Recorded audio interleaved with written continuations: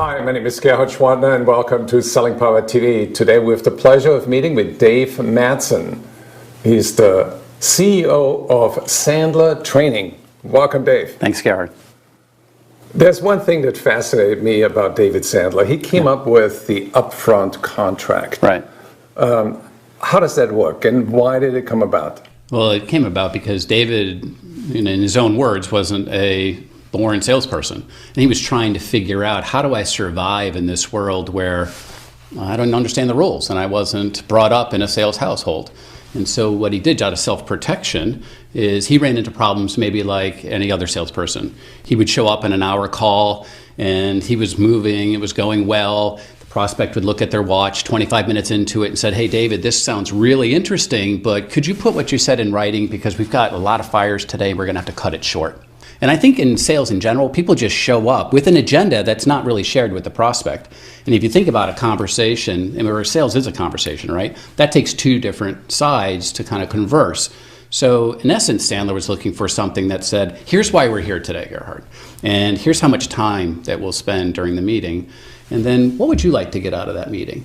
And here's some of my agenda items. And that was the basic framework. Mm-hmm. And he noticed that off-site meetings, like if you went to let's say a national conference, they had agendas printed. Everybody knew what was going to happen. Right. Everyone knew where they're supposed to go. They knew what they were expected to learn. And then he went to baseball games and realized the same thing happened there.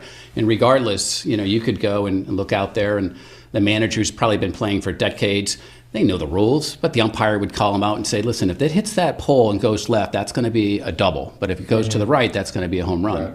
And so they would go through all these rules. And he sat back and said, well, maybe we should have some rules for sales calls too. Yeah, and it's like on a plane, you see the pilot and co-pilot going through the checklist. They go through a checklist. Yeah. And so he thought, if a call starts well, it'll end well. Yeah. So why don't we start off and have 5 basic elements? Right. First is the purpose. Why are we here today? Mm-hmm. Even though as a salesperson, sometimes the prospect has forgotten. They don't even sometimes know your name until you showed up, right?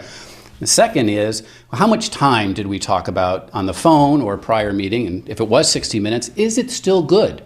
If there's anything changed, let's talk about that now. Out of respect, we might as well condense that meeting if we had to. Right. The third is agenda.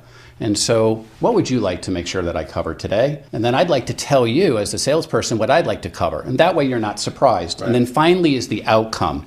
What should we try to decide at the end of the meeting? And that was really the elements of an upfront contract that helped shape David's success. How hard is it for salespeople to come on board with that and execute flawlessly every time? Well, I think it has to become muscle memory, right? And I think if you just do some of it, you'll realize over time that you can do more and more of it. I think the hardest one is outcome. Really asking a prospect, where should we end up at the end of the call if it goes well? And that's hard because most people don't want to hear the answer or they're afraid of the answer. But the other ones are intuitive. Absolutely. Well, thank you, Dave. For anybody who would like to get more information, go to sandler.com. You'll find a terrific resource for your sales success.